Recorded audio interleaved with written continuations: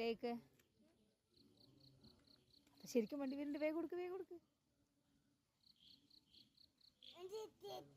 വണ്ടി ഇടിച്ച് പോട്ടെ എന്നല്ലേ.